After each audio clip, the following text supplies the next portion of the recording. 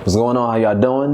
This is yours truly, Young Vokal, and you are watching Beneath the Surface on Surface Town. You know what it is.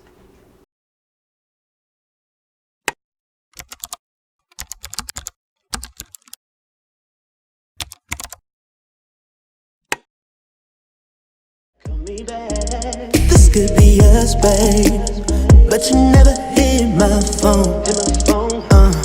You caught up in us, babe, but you never called me back. Well, how you feeling, man? I'm feeling good, bro. You good, man? Appreciate you for having me, Yeah, man. Truly an honor. Hello, everyone. It is yours truly, Rick. You are watching Beneath the Surface, and we have a special guest here today, the talented Young Vokal. How are you doing, man? Yes, sir. Doing good. You doing all right, man? Appreciate you for having me. Bruh, I've been trying to have you for a while. It has been a while, but you know, perfect timing now. Yeah, man. Yeah, time does have for a reason. Yeah, time is definitely everything. I've been trying to get this man on here for the longest, but I'm glad, man. I'm glad you came through. You were actually one of the first people that that was down for coming on the show. Yeah. So I was definitely happy for that. Yeah, definitely. So yeah, man. Vokal. Yes, sir. With a K. Yes.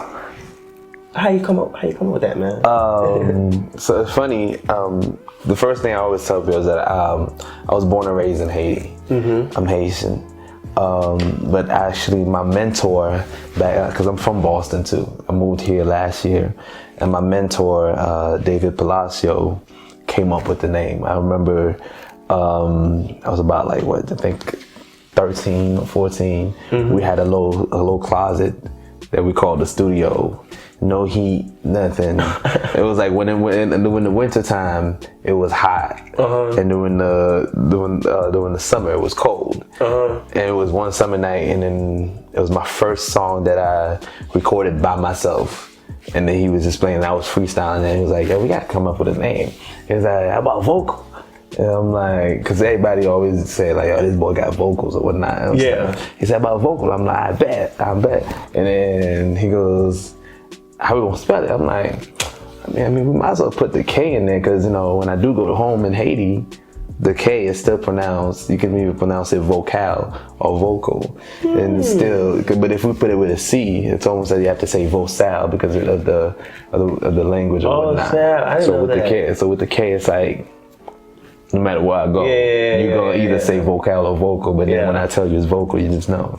Okay, that's dope. I was dope, because when I saw that, I was like, that's very unique. And I tried to think of somebody with that name. Nobody got that name. Very unique. We bought it. Yeah. Bought the name and everything. Branding. So. Yes. So you say you're from Haiti. Yeah. How is it there? Haiti is a beautiful country, man. Like a lot of people, I know the media sometimes shows you all the bad parts and all the parts where people are struggling and whatnot. But aside from that, there's certain places when you go to Haiti, it's like it looks like it's magic in your eyes. The water is beautiful, the beaches over there is beautiful, and they have some beautiful hotels and stuff. And it's just like there's a lot of beautiful places in Haiti. And I speak the language very fluently. I came here when I was about 11 or 12 in 05.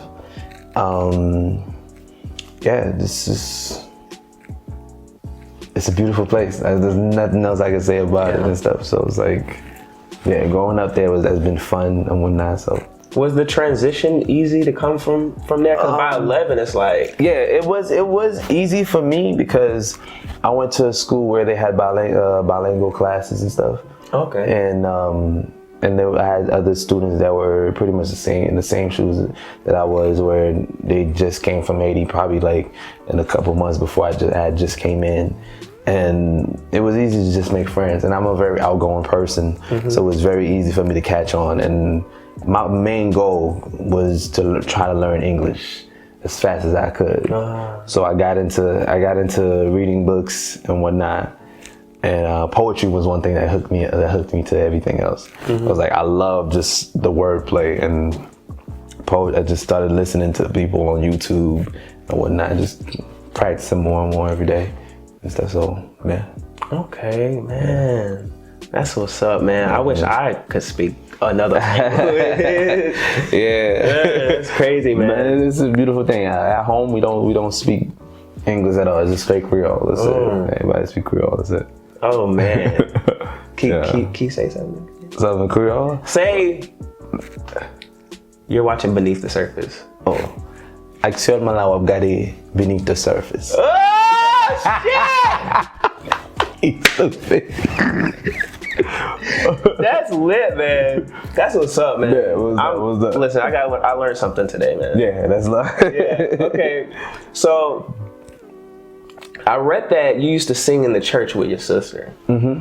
Yeah, grew up singing in church with my sister. Mm-hmm. My sister's she is my favorite singer of all time. Hey. And then after that, I can go down the list to the idols and whatnot. Yeah. But my sister's the first person that really, you could say, that helped me how to control my voice. Mm-hmm. We used to sing in church a lot. And I would sing the lead, and she would just sing the second verse and whatnot, back and forth, reverse on. Uh-huh. And yeah, even when we moved here in America, there was a church around the house that we used to go to. Mm-hmm. And when the people find out we could sing, and they just had us like singing like every Sunday. So it was like, were you ever nervous? Singing, no, I was never nervous. It was, I remember my first time performing. I think I was about either 6 or 7 or whatnot. And I remember the host of the show. Mm-hmm. It was like a little thing that was happening around the neighborhood or whatnot. It was like a soccer game, and there was a finals, and they asked me to sing. Mm-hmm. And then the host, he asked me, "Are you ready?" I said, "Nah."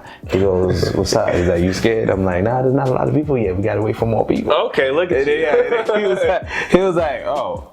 Well, the people gonna come when you start singing. Just go ahead. Mm-hmm. And then I did my thing and stuff. And then ever since then, I haven't really been nervous. I've had some times when it's for example, like back in high school, I used to sing for the mayor back in Boston and whatnot. A lot of times. And I remember my first time performing for the mayor. I was kind of like nervous. I'm like, okay, if I can't mess this one up at all. Yeah, so, yeah. You know, this is definitely gonna go somewhere. Mm-hmm. And you know, there's been times when little butterflies come in, but aside from that, I get excited. Yeah, I get excited. So it's like, yeah. So you're singing in the church, and you know you're getting all this confidence. When did you start taking music serious? Taking music serious, I would say, because I remember the middle school that I went to, that's when around that time I met my mentor, David Palacio. He's a big influence in my life, a big reason why I'm able to stay motivated in doing music. Yeah. He pretty much brought me to my first recording session where I recorded music and whatnot. And he taught me how to write songs in English, you know. And there was a lot of times I would be scared I didn't know how to really write. And I knew how to sing, but I didn't know how to write in English and whatnot. He taught me how to put 2 and 2 together and whatnot. And I would say I was always motivated because I love music. Mm-hmm. But at the time I didn't really have an idea that, okay, I want to put in everything I have for this. Yeah. And I would say the biggest change in my life was I think around even through our college. I went to college in Salem State University in Massachusetts. Okay. Even through our college, I would do certain performances and stuff, but I always felt like I needed to make a big risk to not only prove to others, but prove to myself like I'm willing to do everything I got and willing to put in every effort. Mm-hmm. And I would say that honestly, to me, I would say that would have to be when I moved to Atlanta, because I felt like I was always saying that I'm serious, I want to do this, but to me, actions always speak louder than words. Right. And I knew ever since high school I wanted to move to Atlanta, because everything that Atlanta is right now, I swear I saw it all in my eyes, and I'm like, no, that Atlanta's about to be big in terms of music. And when I graduated college, I made, I stacked up a little money or whatever that I had, drove down here. And when I finally made it to Atlanta, I said, okay, and that's how I know I'm serious. And I'm like, this is why I'm here. So I would say, yeah. Mm-hmm. That's how you know you really want it, if you're willing to get up and go somewhere that you ain't never been. And at the time I left, of course, family members, whatnot, and it's just like loved ones and stuff, and taking that risk, knowing that people you love and whatever, maybe relationships or whatever, that might shake that relationship a bit. Yeah. Or maybe it might just break it all the way up. And I'm willing to take that risk. Yeah. So yeah. I packed my bags, put in my little Honda Civic, drove down, and then in 3 days the car broke down on me. Oh my God. And that's when I knew, I'm like, okay, I'm here. You're really here now. I can't go back. Right. So yeah. Do you remember your first song? My first song, yes, I remember my first song that I ever recorded. It was a freestyle from my mentor David Palacio. He put on the song, I think it was by Al Green, and he sampled it. It was really a horrible song. I come think about it, but at the time, it was right for me at the time. Right. Yeah. It's called So Sorry. Okay. Yeah. It was about I guess, I don't know, I think it was about some girl that I broke her heart. Oh no. In high school. It was freshman year, no, middle school, freshman year of high school. Yeah. And then I was pretty much apologizing in the song, and it was still a mess, but I remember definitely my first song. Yeah. Okay, I'm gonna take you a few years back. You released your XL EP. Yeah. I want you to take me back to that time. What were you going through mentally? How did that project come about? That's crazy. Exhale. Well, all of my music has always been through experience. Right. And it was always, I went to an art high school, and during high school, in high school, I feel like I didn't have a lot of experience in terms of whether it was relationships or there was anything that I felt like that was good enough to write about. Right. And when I got to college, I think I remember my sophomore year, I had a girlfriend at the time, and it was beautiful relationship, but there was some roads along the way and whatnot.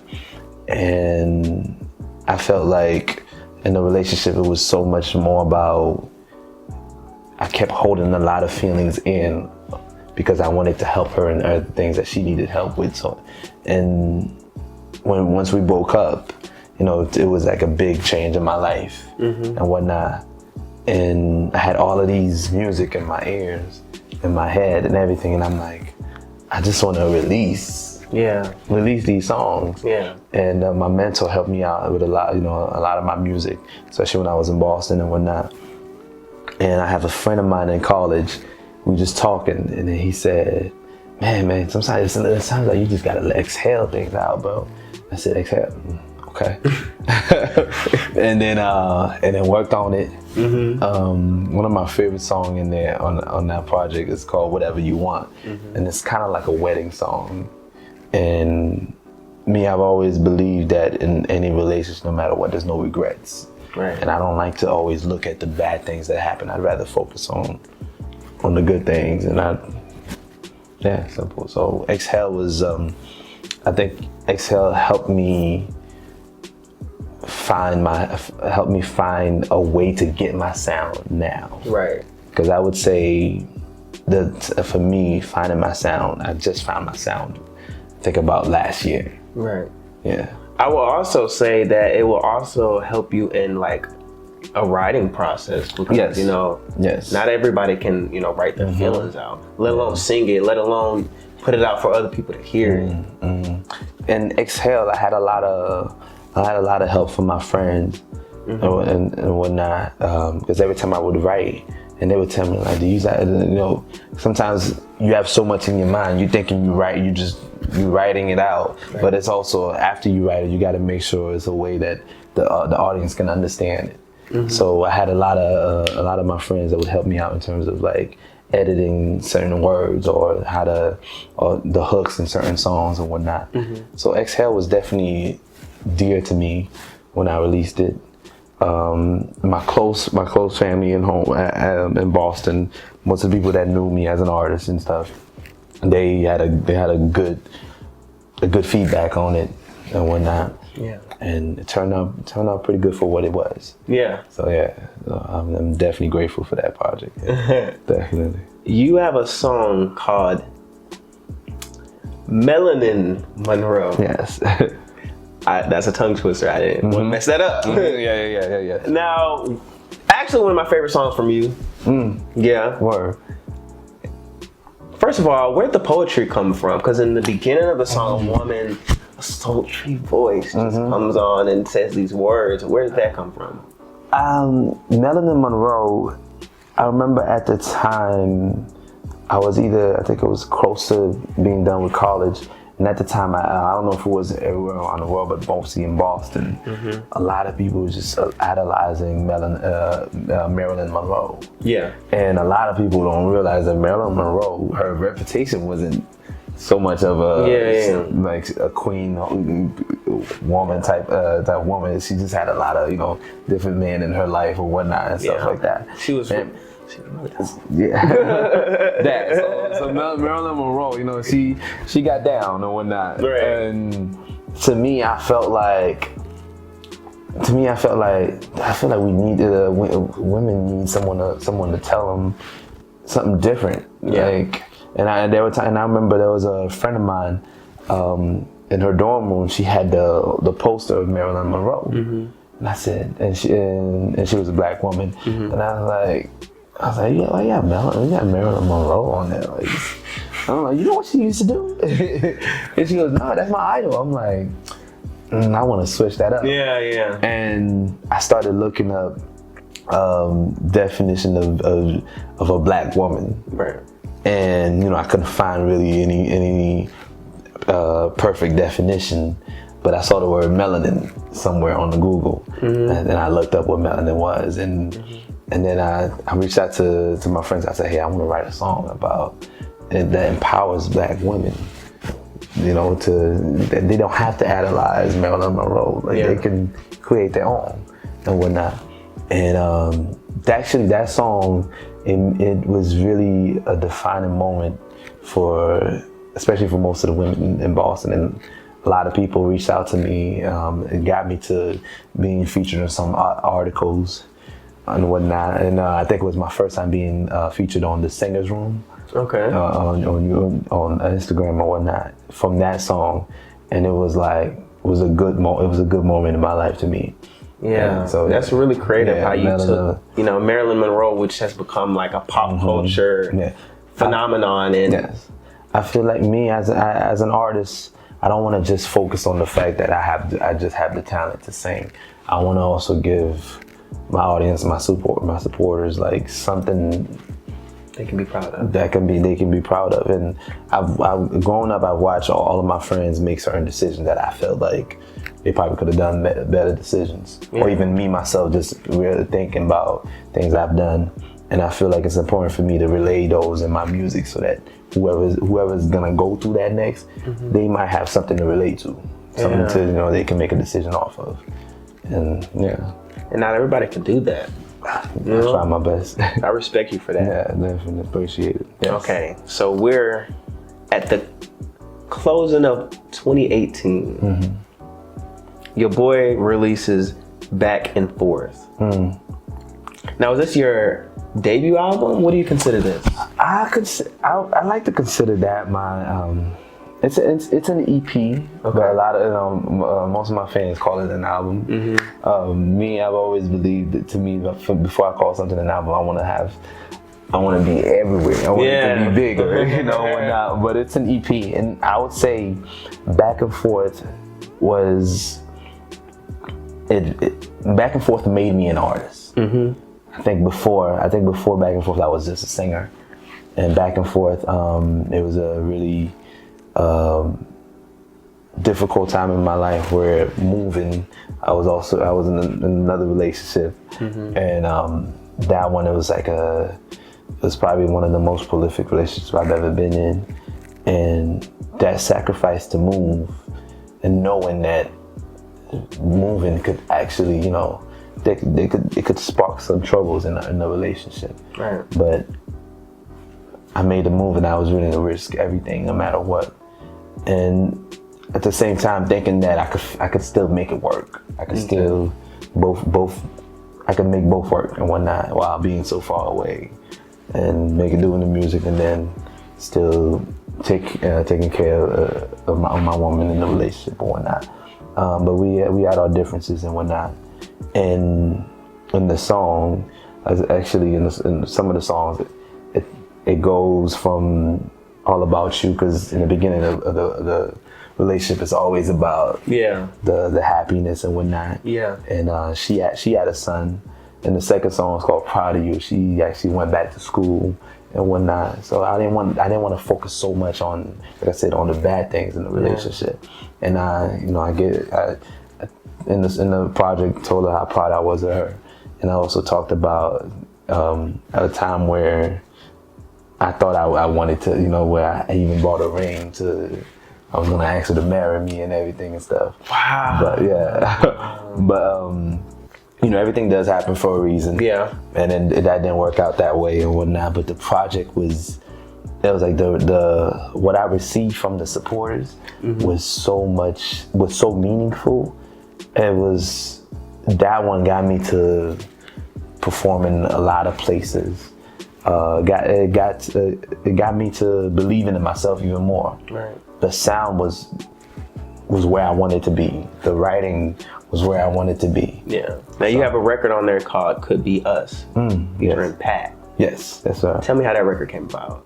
Pac is my brother. I met him in college. Shout out. Shout out to you, Pac. You the man. And this man, I've never seen nobody so talented as him.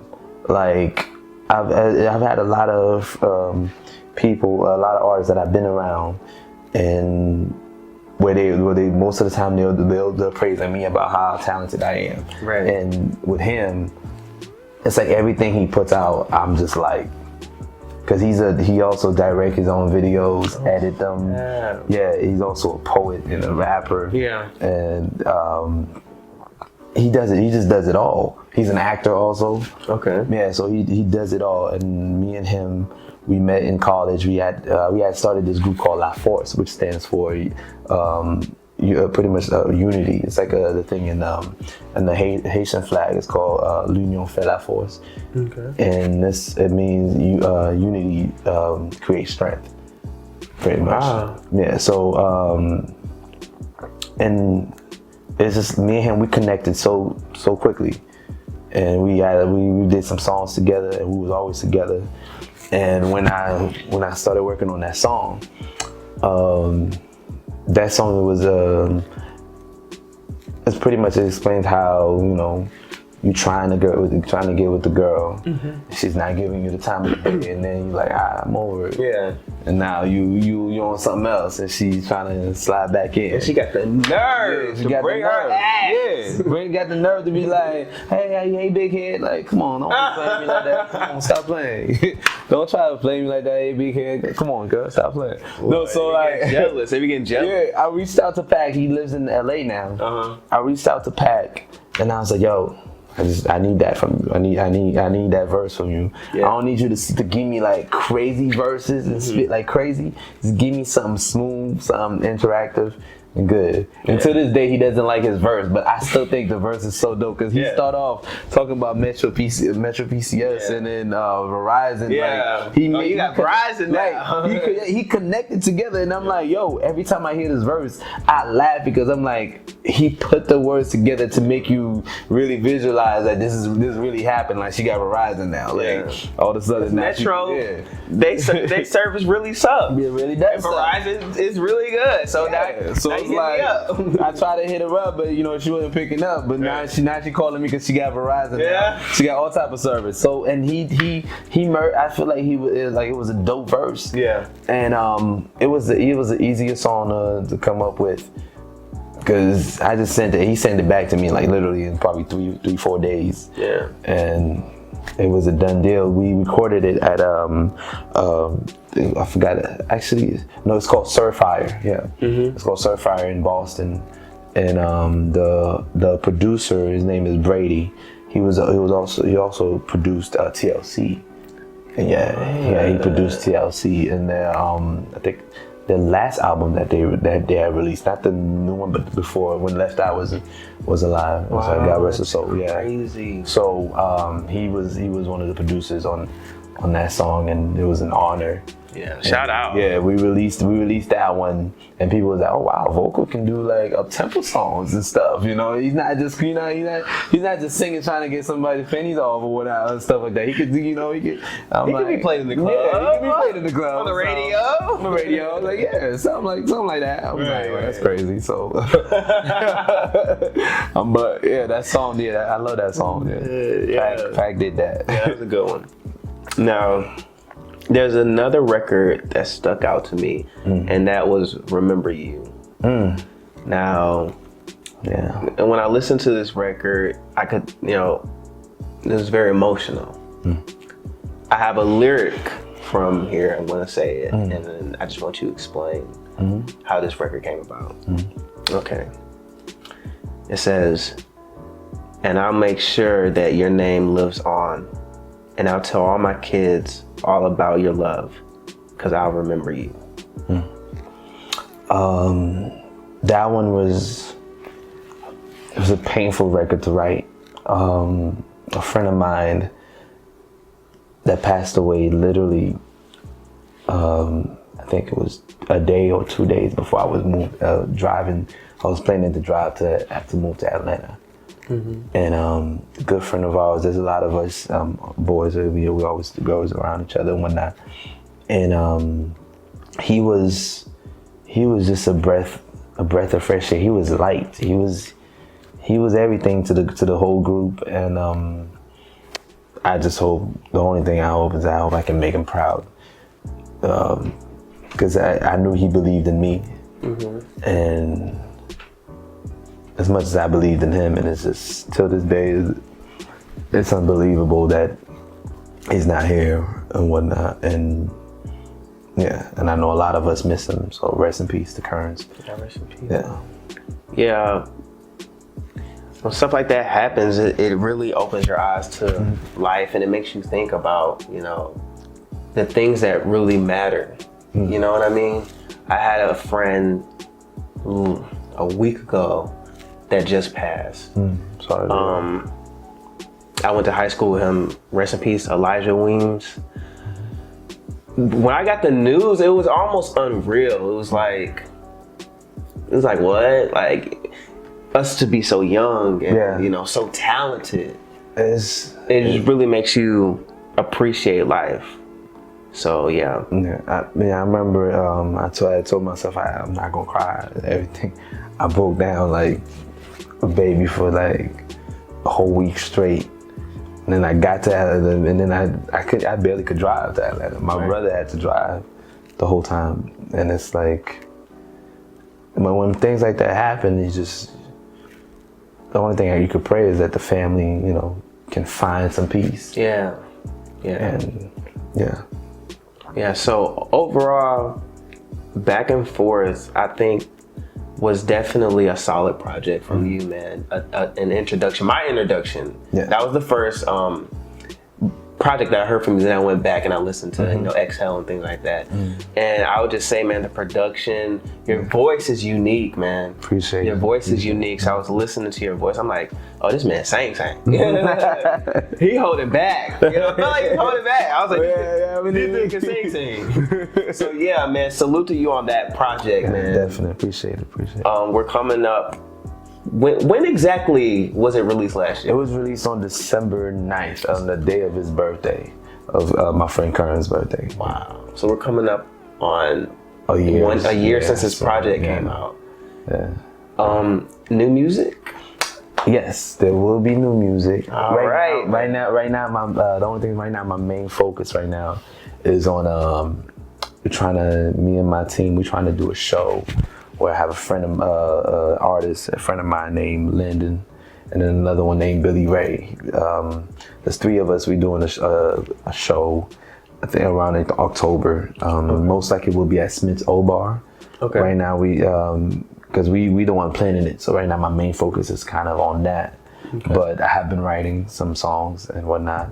I don't have a date, but I don't have a name for the project. Okay. But I do have music. Something cooking. Something cooking and stuff. So definitely this new project, it's a new version of my happiness, you could say. Right. And you can expect a lot of growth in that project. You can expect a lot of beautiful melodies. Yeah. And of course you can expect that 90s sound to still be in it. Mm-hmm. Is that your inspiration? Yeah, 90s. From that? Yeah, Maxwell has always been my number one. Yeah. After my sister, like I said, my number one favorite artist. Mm-hmm. And Maxwell's so underrated. In my opinion. Yeah, I'm biased, so I'm gonna say he's very underrated. Yeah. And it was him, Tyrese. Yeah. And then Tank. Yeah, so those people. And then you named some underrated, with some really good talents. Yeah, and then you have as far as the new school, I don't know if you ever heard of Division. Yeah. So DSB. Yeah. Oh, no. So those are definitely some of my influence. I think they are very underrated. Yeah. But right now my main focus is on the project, and I also have a shirt. Merchandise that I'm working on. Yeah, let's see the merch. Let's see the merch. I have the shirt, the first sweater. Oh yeah, let me see. It has Young Vokal in it. Let me get it right. Yeah, let me see that. The first one. All right. Yeah. Nice. Yeah, and in the back we have the. And that's perfect because it's about to get cold.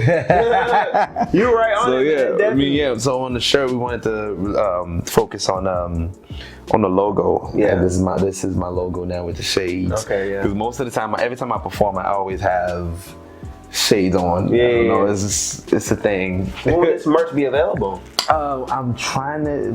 I don't have a date yet. Okay. But I'm hoping that we can start the pre-order. Hopefully in 3 weeks. Hopefully. Say less. But I'll be looking out for my sweater. Yes, definitely. I'm definitely gonna send you one. Don't worry, I got you. But like, for a fact, definitely during the show, I'm gonna keep you posted on the date of the show. We don't have an exact date yet, but on the show we definitely gonna have some merchandise that we're gonna sell and whatnot. And yeah, say less, man. Say less. Yeah, definitely. When's your birthday? June 22nd. So you're a Cancer? Yes, I'm a Cancer. Oh my God! We ain't sensitive.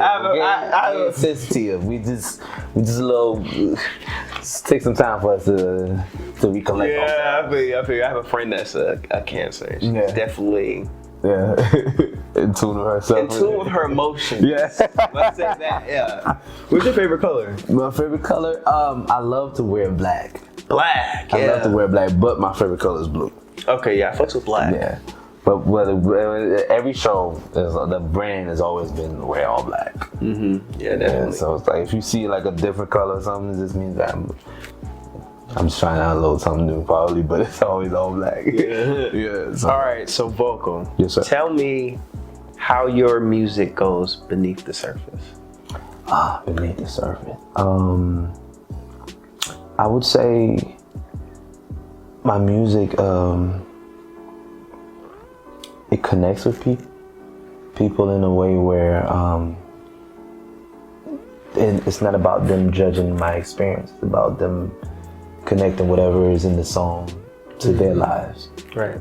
And I think a lot of people, they take for granted what they went through, or they take for granted how important it is for us to have a meaning to whatever whatever happened in the past, whether it's a relationship, whether it's a moment with your mother, father, sister, cousin, ex-wife, whatever it may be and whatnot. I think in my music you will be able to appreciate your experience more. And not a lot of people don't really think about that often. Yeah. But I believe that when you listen to my music, it hopefully will automatically sync you back to that time, that moment, or whatever the moment in your life that was significant to you, that the song is speaking to you. Mm-hmm. It will definitely connect you there. So that's what's up, man. Yes, definitely. All right, man. Let everyone know where they can follow you, where they can hear your music, all that. You can hear my music on every music media platform, whether it is Tidal, Spotify, iTunes, anywhere you'll find it. Just type in Young Vokal, VOKAL, and with a K. With a K. Or else it's go sell. And then as far as on Instagram, I'm on Instagram more often, so I would say follow me at VOKAL22. That's my Instagram. And then also every Friday night I'm at Reef Lounge hosting an event there. Every Friday? Every Friday night. Well, I got somewhere to go then. Yeah, free entry, free parking. Pull up, nice place. Good music. Me and my band, we there. So yeah, that's what's up, man. Definitely. So yeah, I appreciate you for having me. Man. Thanks for coming out. Definitely an honor. Appreciate you. Yes, man. I told you, I'm trying to get you on. Well, I'm here. But yeah, man. Thank y'all for watching Beneath the Surface. Yes. I'm yours truly, Rick. This is Young Vokal. Y'all make sure y'all check his music out, all right? What was that? Definitely. And we're out. Yes, sir. Hey! Yeah.